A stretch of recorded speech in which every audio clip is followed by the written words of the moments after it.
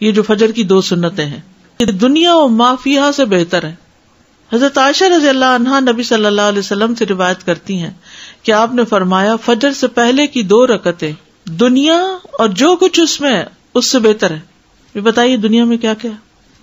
ایک دن کسی نے مجھے ایک میسج بھیجا جس میں انہوں نے دنیا کا جو سب سے امیر ترین انسان ہے اس کو کھڑا دکھایا, اس کا شاید کوئی پراپرٹی جگہ تھی اس کے پاس, پھر نمبر 2, پھر نمبر 3, پھر 4 اور 5ویں نمبر پہ ایک بندے کو سجدہ کرتے ہوئے دکھایا, اور نیچے حدیث لکھی تھی کہ طلوع فجر کے وقت 2 رکعت نماز پڑھنا کیا ہے دنیا اور جو کچھ اس میں ہے. سب بلینئر سے بڑھ کر آپ بلینئر ہر روز ہو جاتے ہیں اگر آپ یہ 2 رکعتیں پڑھ لیتے ہیں. اتنا بڑا اجر و ثواب کماتے ہیں. لیکن کبھی ہم اٹھے دیر سے ہیں اور کبھی کچھ نہیں. ان کی حفاظت کرنی چاہیے اور ان کی ادا کرنے کا شوق ہونا چاہیے. ان کی اہمیت کی وجہ سے آپ دیکھیے کہ صحیح مسلم کی روایت میں آتا ہے نبی صلی اللہ علیہ وسلم نے طلوع فجر کے وقت 2 رکعتیں نماز پڑھنے کے بارے میں فرمایا کہ ان کو پڑھنا میرے نزدیک ساری دنیا سے زیادہ محبوب ہے. ساری دنیا سے زیادہ محبوب ہے ان کو پڑھنا. اب دنیا کی اپنی محبوب چیزیں جو بھی پیاری پیاری چیزیں ہیں آپ کو ان سب کی لسٹ بنا لیجئے اور اس کے ایکول ان 2 رکعتوں کو رکھ لیجئے. دیکھیے والذین آمنوا اشد حبا للہ, انسان کو انسانوں سے بھی محبت ہوتی ہے, ان کی ملاقات کا بھی شوق ہوتا ہے, ان کے پاس بیٹھ کے بھی مزہ آتا ہے, سب باتیں اپنی جگہ ہیں. لیکن جب اللہ تعالیٰ بلا لیتے ہیں تو جو واقعی محبت کرتا ہوگا اللہ سے اس کا دل بے چین ہو جائے گا. نماز کا وقت شروع ہوتے ہی دل بے چین ہو جائے گا, پھر اس کا دل نہیں لگے گا کسی اور سے باتیں کرنے میں, پھر وہ کہے گا کہ میں جلدی جاؤں اور اپنے رب سے ملاقات کروں. اس معیار پہ ہم نے اپنے دلوں کو لانا ہے. یہ نہیں کہ جو دنیا کے کام ہے ان میں اتنی دلچسپی, اتنی گہرائی, اچھا یہ کر لوں, یہ کر لوں, یہ کر لوں, نہیں. نبی صلی اللہ علیہ وسلم کا کسی بھی حالت میں یہ سنتیں نہ چھوڑنا, یہ جو فجر کی 2 سنتیں ہیں. قابوس اپنے والد سے روایت کرتے ہیں, انہوں نے کہا کہ میرے والد نے ایک عورت کو عائشہ رضی اللہ عنہا کی طرف بھیجا تاکہ وہ ان سے سوال کرے کہ کون سی نماز رسول اللہ صلی اللہ علیہ وسلم کو زیادہ محبوب تھی کہ جس پر آپ ہمیشگی کرتے تھے. انہوں نے کہا وہ نماز جو آپ کسی صورت نہ چھوڑتے, خاص صحت مند ہوتے یا مریض ہوتے یا سفر میں ہوتے یا مقیم ہوتے, وہ فجر سے پہلے کی 2 رکعتیں ہیں. کب کب نہیں چھوڑتے تھے؟ نہ صحت کی حالت میں, نہ بیماری کی حالت میں, نہ سفر کی حالت میں, نہ قیام کی حالت میں, کبھی بھی نہیں یہ 2 رکعتیں چھوڑی. ان کی اتنی زیادہ امپورٹنس ہے. پھر فجر کی یہ سنتیں ہلکی رکعتیں ہیں. حضرت عائشہ سے روایت ہے, انہوں نے کہا کہ رسول اللہ صلی اللہ علیہ وسلم رات کو 13 رکعتیں پڑھتے تھے, پھر جب صبح کی اذان سنتے تو ہلکی پھلکی 2 رکعتیں یعنی فجر کی سنتیں پڑھتے تھے, ہلکی پھلکی. تو نبی صلی اللہ علیہ وسلم کا طریقہ تھا وہ قل یا ایھا الکافرون اور قل ھو اللہ پڑھا کرتے تھے, تو وہ اس سے چھوٹی ہو جاتی تھی, لمبی قرات نہیں ہوتی تھی ان میں.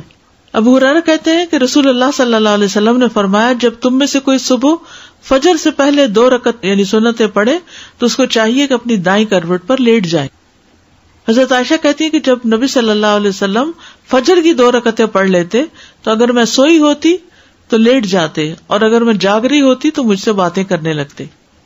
اب سوال یہ پیدا ہوتا ہے کہ جس کی فجر کی سنتیں رہ جائیں وہ کب ادا کرے؟ بعض اوقات ایسا ہوتا ہے کہ ہمیں اندازہ نہیں ہوتا کہ کسی مسجد میں یا حرم میں نماز شروع ہونے کا وقت کتنا ہے.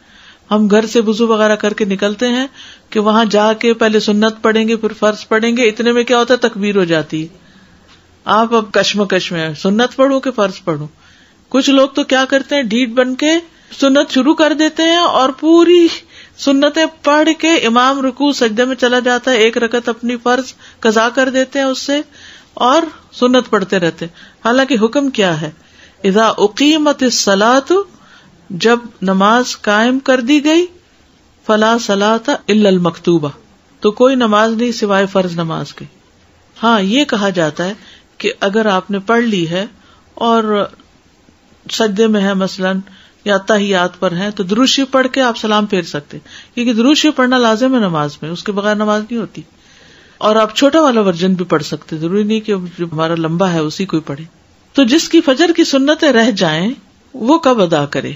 ابن باز کہتے ہیں جب انسان اکیلا ہو یا امام ہو, دونوں صورتوں میں اس کے لیے مؤکدہ سنتیں پڑھنا ممکن ہو تو وہ ان کو فرض نماز سے پہلے ادا کرے گا.